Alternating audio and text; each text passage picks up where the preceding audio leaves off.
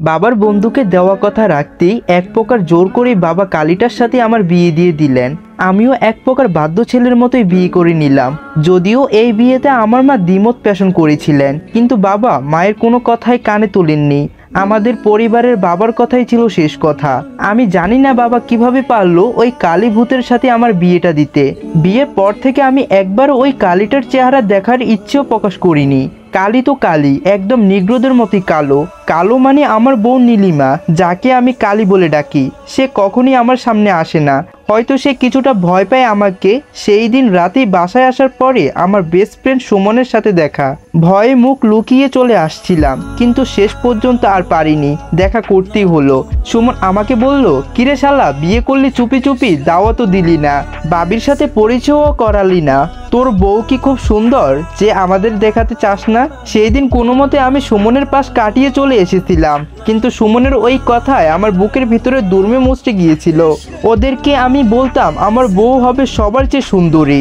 ওরা আমার কথা শুনে হাসতো আর বলতো তোর বউ কালী হবে। তখন কল্পনাতেও ভাবিনি যে আমার বউ সত্যিই কালী হবে। আমার অনেক স্বপ্ন ছিল একটা পরী বউয়ের, যাকে আমি পুতুলের মতোই করে সাজিয়ে রাখবো। সমস্ত অকেশনেই তার হাতে মেহেন্দি পরিয়ে দিব, আর সে মুচকি মুচকি হাসবে, আর আমি তার হাসির দিকে চেয়ে থাকবো আর তাকে পান ভরেই দেখব। সেই দিন আমি রাতে বাসায় যাইনি, খুব করে কেঁদেছিলাম। মনে কষ্ট ভুলতেই সারা রাত আমার গার্লফ্রেন্ড হৃদির সাথেই ছিলাম। দুজনই আবারও নতুন করে স্বপ্ন বুনেছিলাম। কালীটা ফোন দিয়েছিল, আমি রিসিভ করিনি। সকালে বাসায় ঢুকতে বাবা আমাকে বলে দিল, আজকে সারাদিনই তোর খাবার অফ।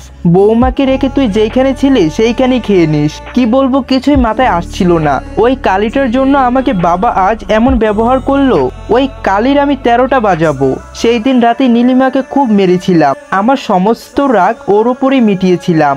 তারপরে কখন ঘুমিয়ে পড়েছি টেরও পাইনি। নীলিমার কান্নার শব্দে আমার ঘুম ভেঙে যায়। খুব মায়া হয়েছিল ওর ওপর। সেই দিন প্রথম ওকে আমি স্পর্শ করেছিলাম। বেচারা সব কষ্ট ভুলেই তার সমস্ত ভালোবাসা আমাকে উজাড় করে দিয়েছিল।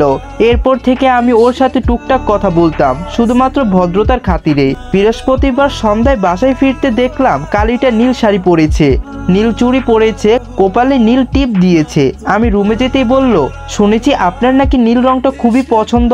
আপনার কাজিন সোমা আপু আমাকে বলেছিল নীল রংটা সবার জন্য নয়, আমার নীল রঙে শুধুমাত্র হৃদিকাকেই ভালো লাগে। তুমি রুম থেকে যাও, আমার সঙ্গ দেখতে ইচ্ছে করছে না, আমি ক্লান্ত, ঘুমাবো। কিন্তু আমি তো ভাবছিলাম। পুরো কথা না শেষ করতে শুভ বলল, কি ভেবেছিলে? আপনার সাথে একটু ঘুরতে বের হব, রিক্সায় করে ঘুরবো আর একসাথে ফুচকা খাবো। আমার সাথে বের হওয়ার কি যোগ্যতা আছে তোমার? নিজের চেহারা একবার আয়না দেখেছ তো? তোমার চেয়ে কালী পূজাও তো সুন্দর আছে।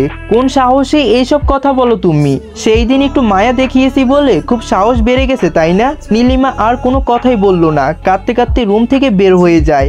এতটা কষ্টই তার কখনো হয়নি, এতটা ব্যথা তাকে আগে কেউ দেয়নি। নীলিমা খোদার কাছে বলে, কেনই আমাকে কালী বানিয়েছ? সাদা মাটির কি খুব কম পড়েছিল? তুমি জানো না তোমার এই দুনিয়াতে কালো মেয়েদেরই কোনো স্থান নেই? পাশের রুমে যে নীলিমা শাড়ি চুড়ি সব খুলতে থাকে, তখনই তার শাশুড়ি তাকে শুনিয়ে শুনিয়ে বলে, সঙ্গ সেজে আমার ছেলের কাছে গেলে কি আমার ছেলে সবই ভুলে যাবে? সঙ্গ সাজার কি খুবই প্রয়োজন ছিল? নীলিমা কি বলবে বুঝতে পারলো না। নীলিমার এখন আর বাঁচতে ইচ্ছে করে না। নীলিমার বাবা নীলিমাকে স্বপ্ন দেখাতো কোনো এক রাজপুত্র ঘোড়ায় চড়ে এসে নীলিমাকে তার রানী করে নিয়ে যাবে। নীলিমা হয়তো তখনও জানতো যে কালো মেয়েদের জন্য কোনো রাজপুত্র ঘোড়ায় চেপে আসে না। আজ নীলিমার বাবার কথা খুবই মনে পড়ছে। নীলিমা শুধুমাত্র তার বাবার কাছে রাজকন্যা ছিল। সারা রাত এইসব ভাবতে ভাবতে নীলিমার রাত কেটে যায়। ফজরের আজান হলে নীলিমা নামাজ পড়তে বসে। দুহাত তুলে সে খোদার কাছে এখন একটাই জিনিস শুধু চায়। দুহাত তুলে সে খোদার কাছে এখন একটা জিনিসই চায়, আর সেটা হলো মৃত্যু। নীলিমা নামাজ শেষ করে শুভর রুমে যেতে দেখে হৃদি আর আমি পাশাপাশি বসে হাতে হাত রেখে গল্প করছিলাম। এমন সময় নীলিমা ঘরে ঢুকলো। এত সকাল সকাল হৃদি কোথায় থেকে আসলো? এই প্রশ্নটা বোধহয় ওর চোখে মুখে ভাসছিল। আমি অবশ্য পাত্তা দিলাম না। ওকে 2 কাপ চা বানিয়ে আনতে বললাম। মেয়েটার সাথে আমি ঠিক মতো কথাও বলি না, তবুও কেন জানি না আমার জন্য ওর একটা আলাদা টান আছে। অবশ্য আমি এইসবের কোনোই মূল্য দেই না। হৃদি ওকে শুনিয়ে শুনিয়ে আমাকে বলে, শুভ, এই কালীটা তোর বউ? আঙ্কেল জেনে শুনেই তোর এত বড় একটা ক্ষতি করে দিল। আমি একটা দীর্ঘশ্বাস পেয়ে বললাম, ভাগ্যে যা আছে তাই তো হবে, ভাগ্যটাগ্য বলে কিছুই নেই। হৃদি বলল, তুই যদি আঙ্কেলের কথায় রাজি না হতি তবে আমিও তোর বউ হতাম। কত স্বপ্ন নিয়ে দুজনই সেই ছোটবেলা থেকে একসাথেই বড় হয়েছি, আর আমাদের মাঝখানে ঢুকে পড়েছে এক কাল নাগিন। হৃদি ব্যঙ্গি করে ওর দিকে তাকিয়ে বলে, কাল নাগিনের নাম আবারও নীলিমা? ভূতনি বা পেতনি অথবা কালি রাখলেই তো বেটার হতো। ওর কথা শুনে আমি আর হৃদি দুজনেই হেসে উঠলাম। দেখলাম নীলিমা মুখ বুজে সব সহ্য করে চলে গেল। কি বা করার আছে ওর? আসলেই তো ওর মতো একটা মেয়ের নাম নীলিমা হওয়াটাও তো মানায় না। ওর বাবা যে কি ভেবে নামটা রেখেছিল।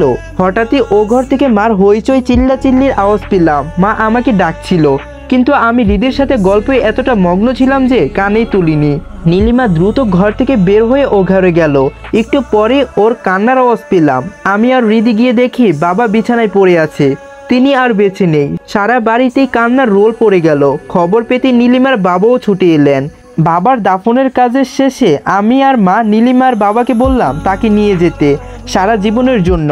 আমি তার বাবার দিকে তাকিয়ে সরাসরি বললাম, আমি আমার বাবার কথা রাখতেই আপনার মেয়েকে বিয়ে করেছিলাম।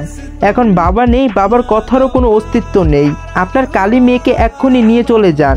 ভদ্রলোক আমার গালে থাপ্পড় দিতে এসেও থেমে গেল। দেখলাম নীলিমার ইশারাতেই তাকে নিষেধ করলো। নীলিমা ওর বাবার সাথেই তার বাড়ি ছেড়ে চলে গেল। এরই মাঝে বেশ কিছুদিন কেটে গেল। কেন জানি না আজ হঠাৎ নীলিমাকে ফোন করতে ইচ্ছে হলো। এতদিন পর আমি ওকে ফোন করেছি। ফোনটা ধরতে আমি বললাম, হ্যালো নীলিমা। ফোনটা কানে রাখতেই আমার গলার সুর কঠিন শোনালো। হ্যালো নীলিমা। ওপাশ থেকে কোনো উত্তর এলো না। কয়েক মুহূর্তে জমাট বাঁধার নীরবতা। হয়তো আমার কণ্ঠস্বর চিনতে পারিনি, অথবা এতগুলো দিন পরে আমার ফোন পেয়ে বিস্ময় বোবা হয়ে গেছে। ওর এই দ্বিধন্বিত নীরবতা আমার মেজাজটা বিগড়ে দিল। আমি সামান্য গলা উঁচু করে বললাম, কি হলো? কানে কথা যায় না? হ্যালো।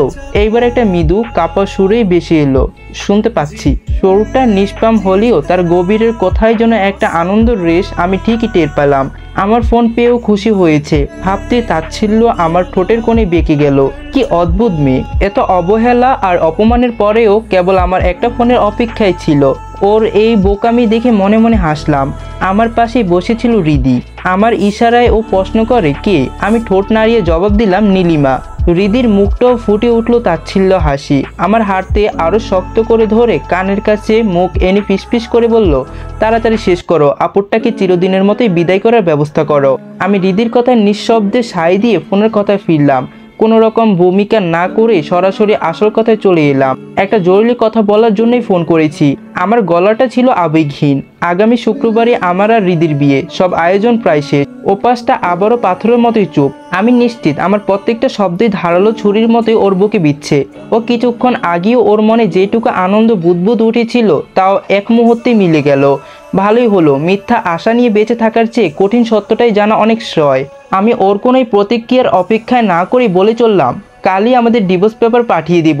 উকিলের সাথে সব কথা চূড়ান্ত। আশা করি সই করতে দেরি করবে না। আমার নতুন জীবন শুরু করার আগে পুরনো সব জঙ্গল আমি পরিষ্কার করে ফেলতে চাই। কথাটা শেষ হতে ওপাশ থেকে একটা চাপা কান্নার মতো শব্দ বেশি এলো। নাকি আমার শোনা ভুল? হয়তো একটা গভীর দীর্ঘশ্বাস ছিল। ও মরিয়া হয়েও কিছু একটা বলতে চাইছিল। আমি এইটুকু বলতেও ওর গলাটাই ভেঙে এলো। কিন্তু ওর কথা শোনার কোনো আগ্রহ বা সময় আমার ছিল না। ওর বাক্যটা শেষ করতে না দিয়ে বললাম, আমার আর কিছুই শোনার নেই নীলিমা। যা বলার ছিল আমি বলে দিয়েছি। বাবার একটা অবাস্তব জেদের জন্যই আমার জীবনটা নষ্ট হতে বসেছিল। এখন আমি মুক্ত চাই। তুমি ও মুক্ত। ভালো থেকো। ফোন কেটে দিলাম। হৃদি খুশিতেই আমাকে জড়িয়ে ধরে বলল, যাক, ফাইনালি আপদটা পাকাপাকিভাবে বিদায় হচ্ছে। আমার যে কি ভালো লাগছে শুভ। আমি হৃদির দিকে তাকিয়ে হাসলাম। বুকের ওপর থেকে যেন বিশাল একটা পাথর নেমে গেল। বাবার মৃত্যুর পর থেকে যে অপরাধ ভোটটাই আমাকে তাড়া করে বেড়াচ্ছিল সেটাও আজ উধাও। আমার জীবনটা আমার, সেটাকে নিজের মতো করে সাজিয়ে পূর্ণ অধিকারই আমার আছে। নীলিমার কথা আমার মন থেকে মুছে গিয়েছিল, কিন্তু বিকালেই যখন আকাশের মেঘ কালো করে যখন বৃষ্টি নামলো তখনই অবাধ্য মনটা ও মুখটাই বেশি উঠল। এই মেয়েটার সাথে বৃষ্টির এক অদ্ভুত যোগাযোগ। ওকে প্রথমেই যেই দিন দেখতে গিয়েছিলাম সেই দিনও এমন অজরেই বৃষ্টি ঝরছিল। ফোনটা রাখার আগেই ওর সে অসমাপ্তি কথাটা কানে বাজছিল। আমি কি বলতে চেয়েছিল ও হয়তো অনুমান করতো যেন আমি এমনটা না করি, কিংবা হয়তো বলতো সে এটা মানতে পারছে না। কিন্তু তাতে কি হতো? ওর মতো একটা সাধারণ মেয়ের জন্য হৃদির মতো কাউকে আমি হারাতে পারি না। নীলিমা হয়তো ভাবতেও পারিনি আমার ফোনটা ওর জীবনের সবচেয়ে বড় দুঃসম্পদ বয়ে আনবে। ও হয়তো ভেবেছিল এতদিন পরে আমাদের ভুল ভেঙেছে। আমি ওকে ফিরিয়ে নিতে ফোন করেছি। বোকা মেয়ে। ওদিকেই ফোনটা কেটে যাওয়ার পরই নীলিমার হাত থেকে ফোনটা খসে পড়ে। শুভ্রর শেষ কথাগুলো ওর কানে তখনও প্রতিনিন্দ হচ্ছিল। পুরনো সব জঙ্গল আমি পরিষ্কার করে ফেলতে চাই।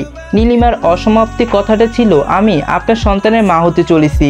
যেই খবরটা ওর জীবনের সব শূন্যতা এক মুহূর্তে ভরিয়ে দিয়েছিল।